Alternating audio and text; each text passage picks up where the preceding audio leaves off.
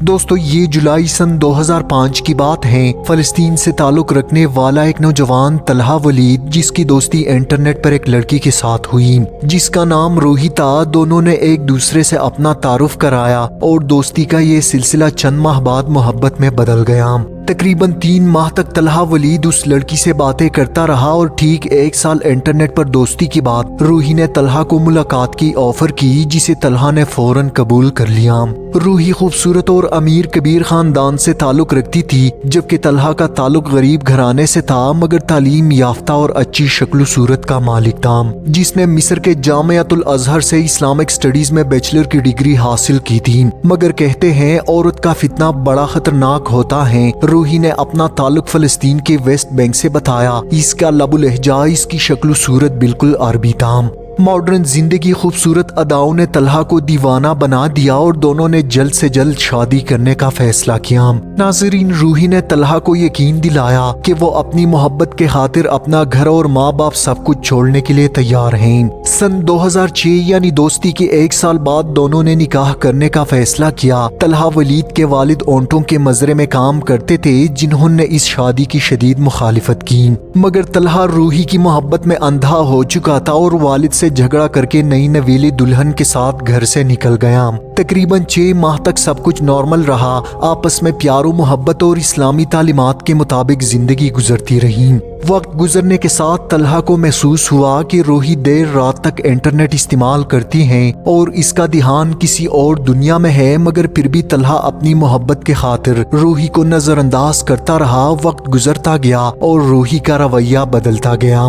نماز اور دین کے کاموں میں سستی، مشکوک کالز اور انجان لوگوں کے ساتھ تعلقات نے طلحہ کو شک میں ڈال دیا۔ ایک دن روحی نے پارٹی کا بہانہ بنایا اور طلحہ کو اسرائیل اور فلسطین کے بارڈر پر لے گئیں، جہاں لڑکے اور لڑکیاں ایک صحرا میں ٹینٹ لگا کر پارٹی منا رہے تھے۔ اس پارٹی میں طلحہ کی دوسری لڑکیوں سے ملاقات ہوئی۔ عیاشی کی دنیا، رنگ رلیوں کی دنیا، جہاں شرم و حیا نام کی کوئی چیز نہ تھی۔ اس کے بعد طلحہ کی دوستی دیگر لڑکیوں کے ساتھ بھی ہو گئی۔ ان کا ایک خاص گروہ بن گیا جس میں لڑکے اور لڑکیاں شامل تھیں۔ عیاشی اور جنسی تعلقات پر کوئی پابندی نہیں تھی، جو جس سے چاہے جنسی تعلق بنا سکتا تھا، مگر طلحہ اپنے بھیانک انجام سے بے خبر ان عیاشیوں کی محفلوں سے محظوظ ہونے لگا، مگر اسے کیا معلوم تھا کہ بہت جلد اس کے سر پر مصیبتوں کا پہاڑ ٹوٹنے کو ہے۔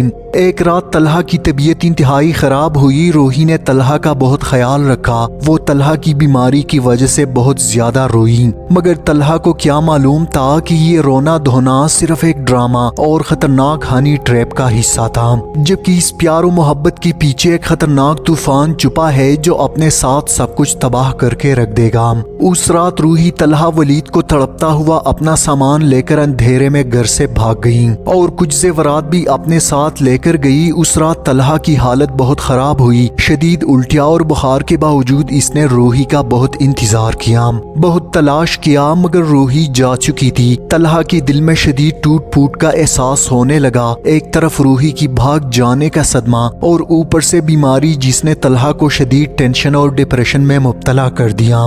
ناظرین، کچھ دن گزر جانے کے بعد جب اس کی طبیعت مزید خراب ہوئی تو ڈاکٹر سے معائنہ کروایا تو پتہ چلا کہ وہ کسی خطرناک وائرس کا شکار بن چکا ہے، جس کا علاج کافی مہنگا تھا اور صرف ایک ویکسین کی قیمت $1500 تھی۔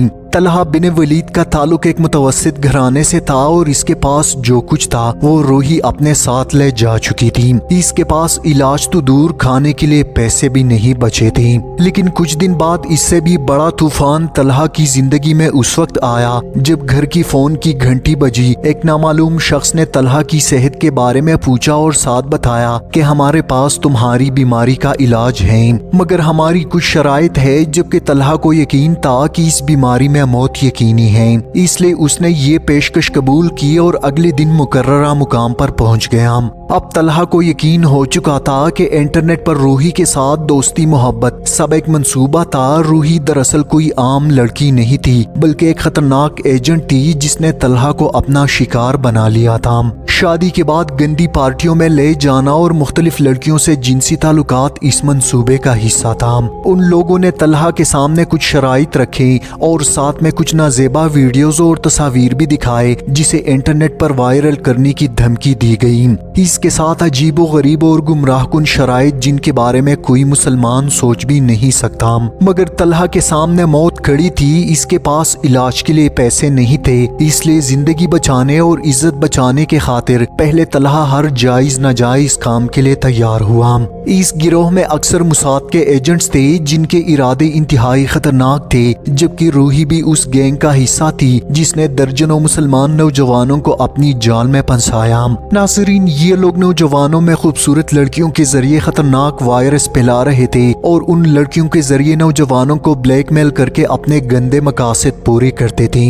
इस गिरोह में मुख्तलिफ ममालिक की लड़कियों को शामिल किया गया था, जबकि ये लड़कियां मुसलमानों के साथ शादी और मोहब्बत का ढोंग रचाकर उन नौजवानों को गुमराह करती थी। मुसाद के ये खूबरू एजेंट्स नौजवान लड़कों को इंटरनेट के जरिए गुमराह करते, जबकि ये लड़कियां इतनी तरबियत याफ्ता थे कि पहली मुलाकात में ही नौजवानों को जिनसी ताल्लुक की पेशकश कर देती थी। एक तरफ जवानी, दूसरी तरफ बेपनाह हुस्न, ये ऑफर कौन ठुकरा सकता था। उन लड़कियों का असल मिशन जानलेवा वायरस मुस्लिम नौजवानों को इंजेक्ट करना था और बाद में पैसों और इलाज का लालच देकर इन्हें अपने मकासद की तकमील के लिए इस्तेमाल किया जाता। दोस्तों, तलहा वलीद जिंदगी की बाजी हार रहा था, इसलिए वो मजबूर था। पहली शर्त ये थी कि तुम इस्लाम छोड़ दो और दूसरों को भी इस रास्ते पर लगाओ, मगर मुसलमान चाहे जितना भी गुनहगार हो अपना दीन कभी नहीं छोड़ सकता और जिस तकलीफ से वो खुद गुजर रहा हो वो दूसरों को इसमें मुब्तला होता नहीं देख सकता। तलहा ने उन लोगों का साथ देने से इनकार किया और तकरीबन 5 माह बाद तलहा की मौत हो गई। मगर अपनी मौत से 2 माह पहले तलहा ने ये वाक़या अपनी डायरी में कलम बंद किया और अपनी सौतेली बहन जो लबनान में रिहाइश पजीर थी को भेज दिया। अगर तलहा वलीद अपनी बहन को ये वाक़या न बताता तो ये राज कभी सामने न आता। तलहा की बहन ने ये वाक़या अपनी एक हम जमात लड़की को बताया, जिसने इसे एक लबनानी रिसाले में शाया कर दिया। दोस्तों, औरत के जरिए मुस्लिम नौजवानों को गुमराह करना सलीबियों का पुराना हथियार है। इसकी तारीख बहुत पुरानी है, मगर इस फितने का आगाज सलाहुद्दीन अय्यूबी के दौर में हुआ था, जब सलाहुद्दीन अय्यूबी ने बहरी औकियानूस के साहिल पर 1.5 लाख सलीबी फौज को बदतरीन शिकस्त दी और सलीबी बादशाह रोनाल्ड चीख चीख कर रोया, जिसके बाद खूबसूरत खवातीन को मुसलमानों के खिलाफ बतौर हथियार इस्तेमाल किया जाने लगा।